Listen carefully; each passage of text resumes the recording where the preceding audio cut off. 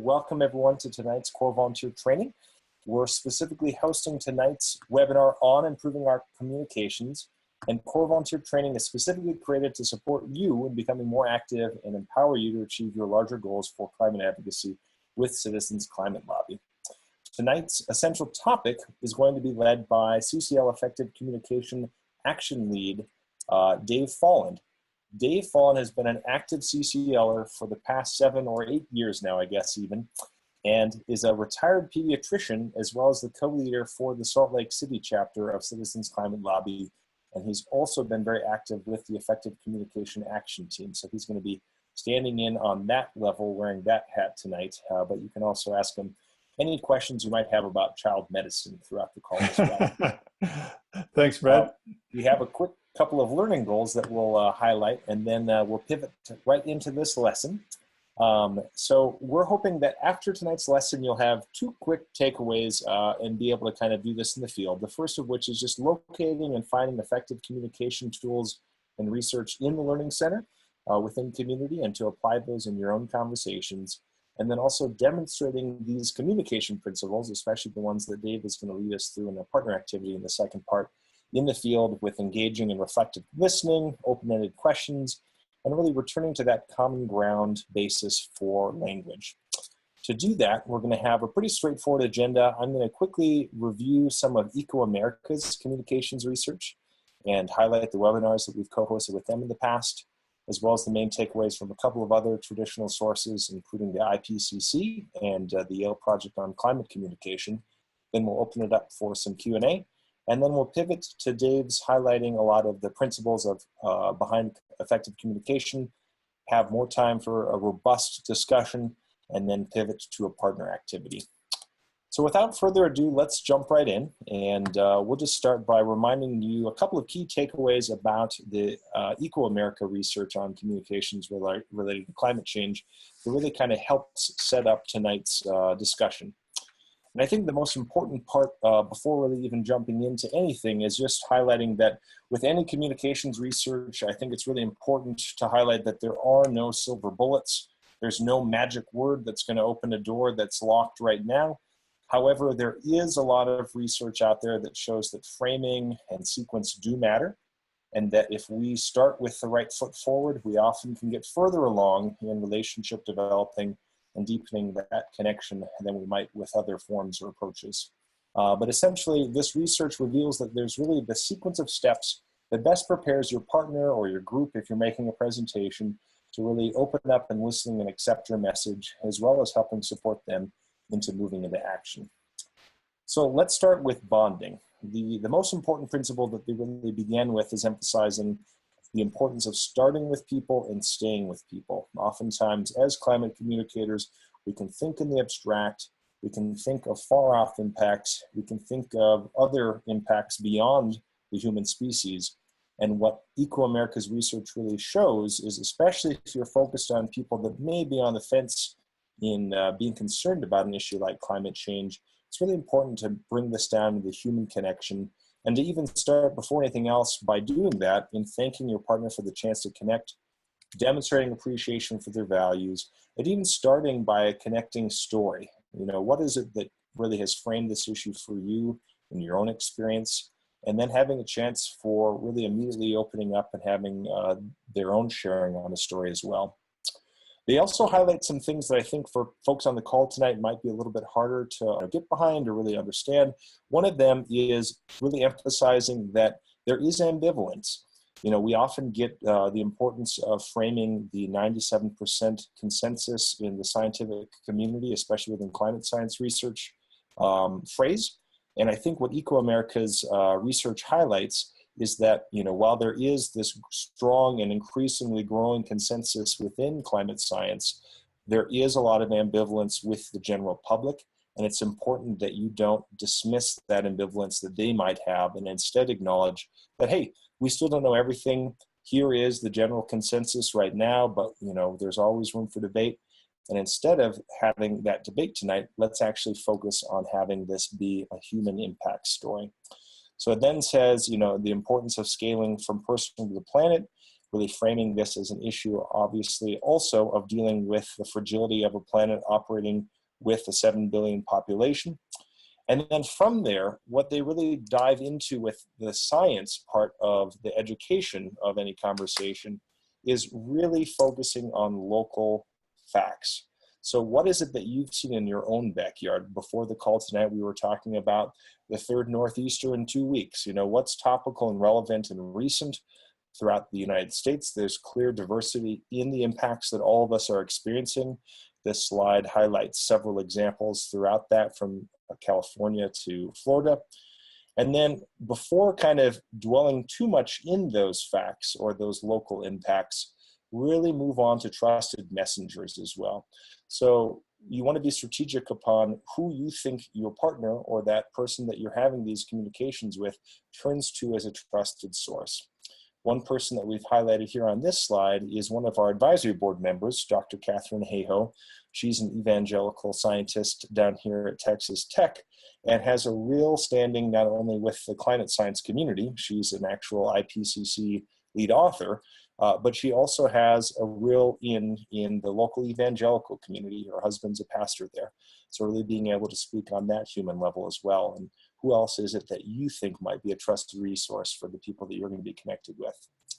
And then I think also, you know, this third point on educating with facts that ecoAmerica highlights is make this relevant. As much as we want to focus on, you know, the growing attribution science behind how much sea level rise might be, you know, predicted, or, you know, even temperatures forecast to mid-century, what is it relevant in our own daily lives? How many, you know, community members might struggle to actually have, you know, an outdoor business because of the increased heat risk? How many fishermen in your community might have to deal with increasing ocean acidification? Wherever you might be, make those impacts relevant to our own lives in your own community. And we've listed a couple of studies that can help you do that there. And then really thirdly on their takeaways, and a lot of this is very intuitive, so I'm guessing it might not be as news as much as a reminder. The important thing is to inspire and to stick to solutions. So you really want to end not only with the dire messaging or the doom and gloom, and in fact kind of steer away from that beyond the facts that they've kind of emphasized on the local level, but then pivot to how you or your person that you're talking to, the larger community, our national response overall can act, and obviously weave in fee and dividend as well as other solutions that you think might help benefit our health, economy, and our national security. So at this point, those are kind of the main takeaways. The other big thing that we wanted to highlight is that they do have wonderful resources. I'll put this link in the chat window as well on specific messaging phrases that they've been able to kind of highlight and test with focus groups. And you can see Dave's actually going to talk a little bit more about these and weave them into his own discussion later. But they're very helpful in being able to kind of talk about what is more or less effective in actually phrasing a lot of these discussion points. You can even see frames such as damage to the climate do better in these focus groups than climate risk or climate change, even though those both have proven to be very effective as well. So I wouldn't dwell too much in these or get tripped up. The big thing I think I'm emphasizing with this is that these are resources for your own consumption and study. I think just like we prepare our laser talks, we don't want people to feel like they have to memorize key magic words as much as broaden their own awareness that there's other ways of talking or framing out there that they might not be aware of. And I think connected to this overall, the important thing that the IPCC actually reminds us of their own handbook in how to have effective communication on climate change is, you know, be yourself, be authentic, and be confident. And, you know, at this point, if that means using what you already have rather than having to memorize a whole catechism of new catchphrases, I think that's really critical. The important thing is to convey yourself as somebody that is authentic, that does have that human connection, and to connect on the real world. You can actually see a lot of their 6 recommendations here are actually connected directly to the recommendations that ecoAmerica has. The last thing that I'll highlight before opening it up to questions here for this first half is a wonderful resource that we also turn to frequently, which is the Yale Project on Climate Communication. I'm guessing many people on the call may have heard of something called the 6 Americas study. that Dr. Anthony Lazarowitz and his team have pioneered well over, I guess, 5 years ago now initially. And they've been updating that with a lot of data and polls throughout since then. One thing that they actually just released was an interview with 6 different Americans, kind of a long form interview in the New York Times, from coal miners to meteorologists to small business owners to politicians, on how they've evolved in their own views on global warming over time. And I'll distill all of those interviews into 2 simple sentences for tonight, and then we can dive into any of them specifically if you'd like. And that is that all of them had a personal and profound impact or story in their own lives shape them. So whether it was seeing their own health impacts, or a child of theirs really grapple with this issue, or their own communities changing impacts over time with sea level encroachment or the progression of trees and forests in the area, each of them really was able to kind of make that local connection, and then from there find supportive people that didn't immediately condemn them for being idiots and not figuring this out already, and have more trust built through those conversations. So I think that really is a wonderful way, in a long form kind of editorial form, of highlighting the importance of a lot of the work that all of us do on a day-to-day basis. So with that, I'll just close this first section of discussion by highlighting, if you are interested in any of these lessons, a lot of these are highlighted. You can see on this main page here, the IPCC handbook, the Yale Project, ecoAmerica's research, along with all of these various other lessons, some of which we'll actually explore next week when we actually talk a bit more specifically on having political-oriented conversations across the aisle to both progressives and conservatives. All of these are available in a link that I'm going to put in the chat box here as well. And you can go to Communities Learning Center and jump right in to explore and dive into the research and the wealth of information available on climate change communication. Good. Yeah, thanks, Brett, and thanks to all of you. I'm a volunteer like all of you. I'm not a communications expert, but I have had quite a bit of experience through my work with Citizens Climate Lobby. What I'd like to do today is talk to you a little bit about some of the things I've learned through our, we're calling it, through our communication, effective communication group, which really focuses on motivational interviewing. And that actually deals probably a little bit more with discussion situations. It probably doesn't relate really as much to given presentations, whereas what Brett was talking to before has broad application to us as individuals, also as presentations. I thought I'd just share with you a little bit about my experience getting involved with the Climate Lobby, because I did what maybe many of you have done. As I started learning about what's happening with the climate, my first response was, wow, if I can just tell people about it, boy, they're going to accept it.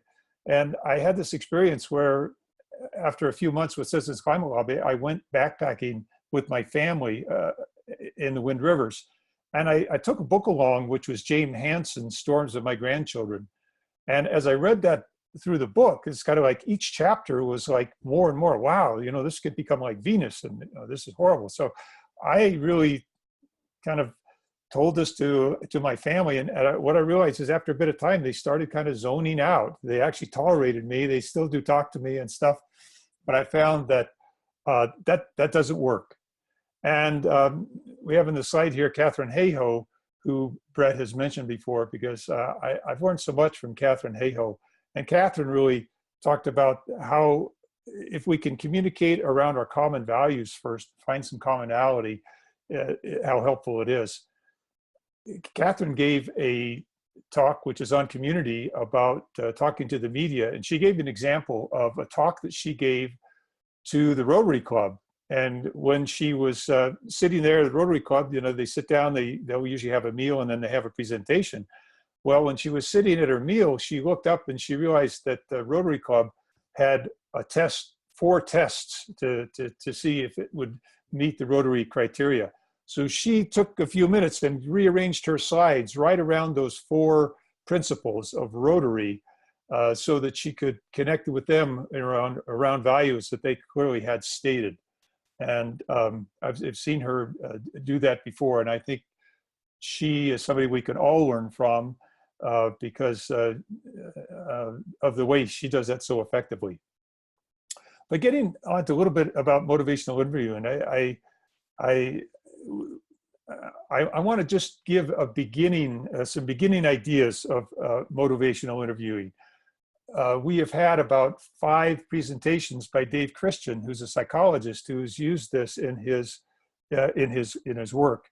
And I'd like to first give just a little bit of background before we jump into that.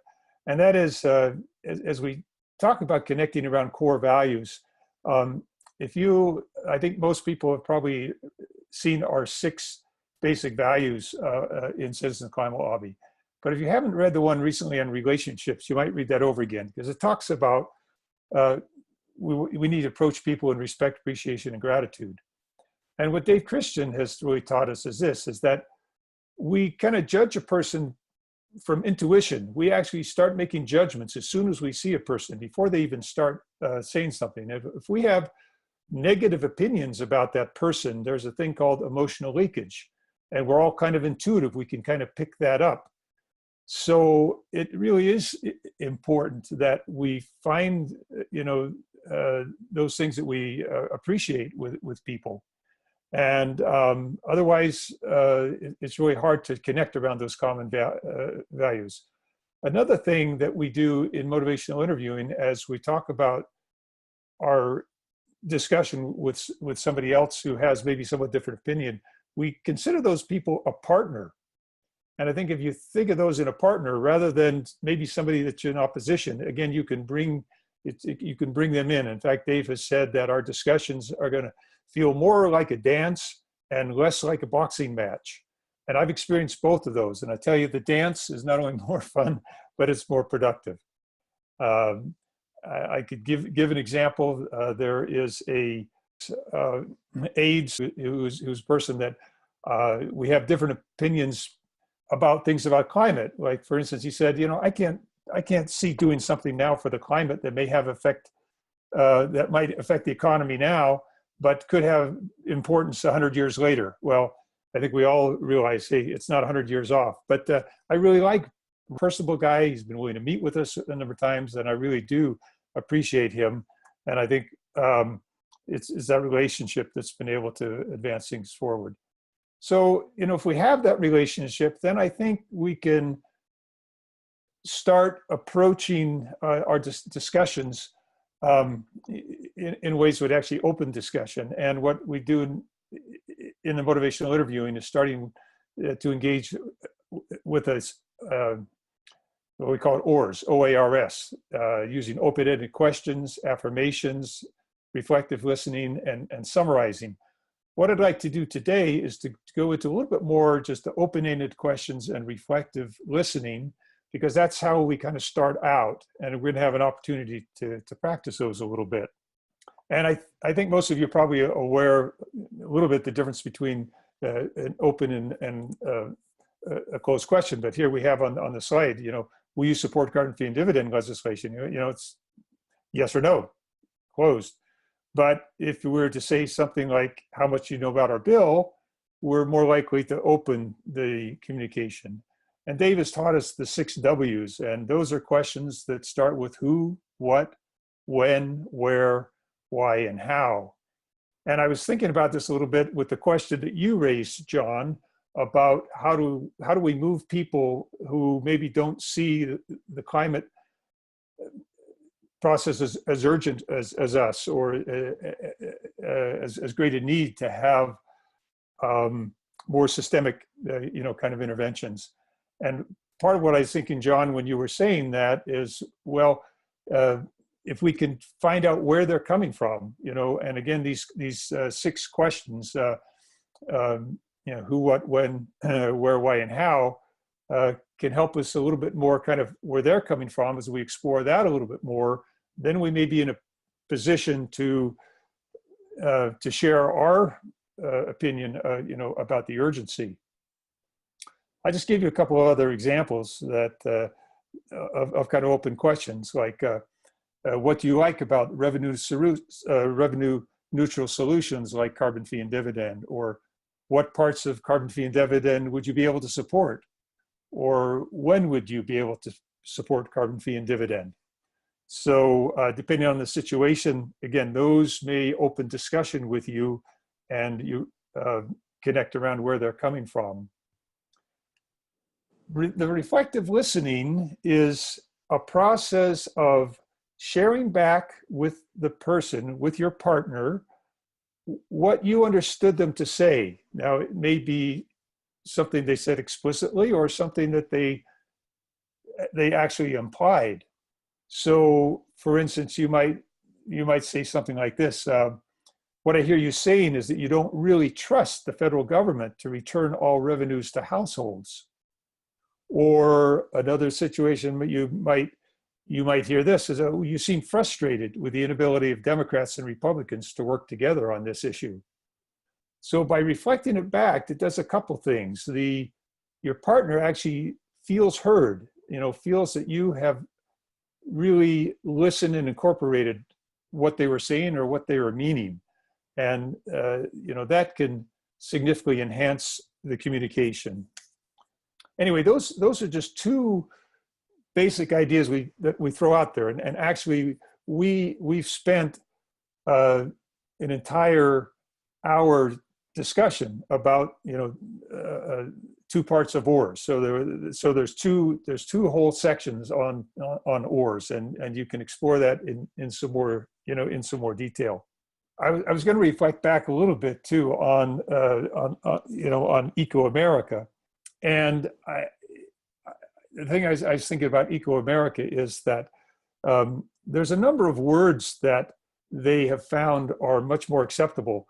And we're talking about ambivalence. I'm a little ambivalent about this. So, on one hand, I want to speak out and use the words climate change and use global warming, because I think, if we can use those words and people accept those words, that, it's really, really important. However, unless you know that your partner, your audience is somebody who is not turned off by those words, you don't want to lead with those words.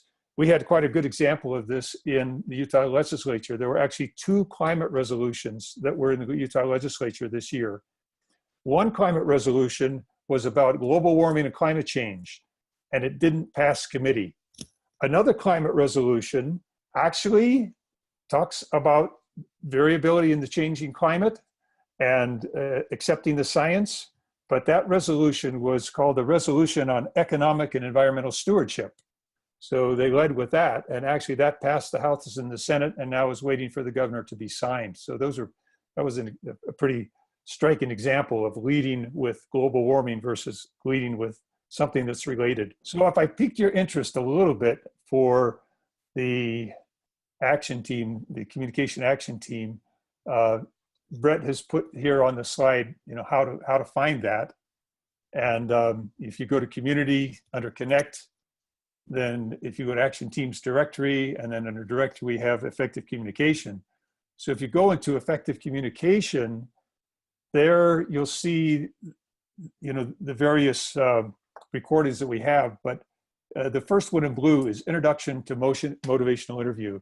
And Dave Christian there gives a broad overview. Like I say, I've taken just one part of this, the introduction using ORs and open-ended questions, reflective listening. But there, I think if you listen to that, you'll get a sense for, is this something that I'd really like to pursue and incorporate and get involved with?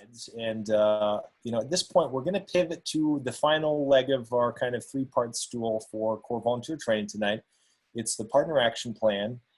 Every week we have this updated with kind of our action I just put in the chat window too, of what we're really asking our groups to do. And in our small group breakouts, what we'd love you to do tonight is actually kind of put this into practice like we do every week. Social science research highlights that, it's one thing, it's great to be a passive recipient of a webinar. It's another thing to actually apply this immediately into your own life. And so these action sections really have a 3-fold goal. We want to help you in setting a specific and measurable short-term goal. We want to give you that support system by kind of pairing you with somebody else and kind of having a chance to listen and be supported in that goal setting. And then we also want to help you celebrate. So it'd be great if you even kind of shared your information and could share how your accomplishment went, or really even troubleshoot, what went wrong or what you feel like you still wanted to learn from next time, to be able to kind of celebrate and kind of move forward together. So the breakout activity tonight is pretty straightforward. We're going to, in a minute, group people together in small partner groups in their own room on Zoom. We'd love for you to share your name and your background really quick, and then really think of a real-world situation where you're working with someone in a different opinion or context. It'd be great if this wasn't something that you just kind of made up, but you could actually workshop in your own life with, and your partner is actually going to help by role-playing that individual then. You can give them a little bit of background about, kind of who they are. Don't identify any information, obviously keep it anonymous, but it would be wonderful for you both to give that chance to each other to practice open-ended questions, and then reflective listening as well, to really kind of engage that conversation. Again, it's a lot easier to do something in real life if you've already had the chance to practice it. And so we're going to give everyone about 3 to 4 minutes each and then switch. Additionally, I know I've given my email earlier, but Dave's generously provided his as well. Now you can see this one is traditionally a lot shorter, but for some reason the motivational interviewing, which is now the effective communications URL, is pretty clunky. I'll try to work on tightening that up, maybe with a short bit.ly link as well. But for now, that's all available in the kind of slides that you can link to as well. And we couldn't do this work without you. Obviously, this is one step at a time. One brick laid, in this groundwork that we're building at a time as well. And so we really appreciate you taking time tonight to really help brush up on all of our skills and help us all be sharpened on this issue.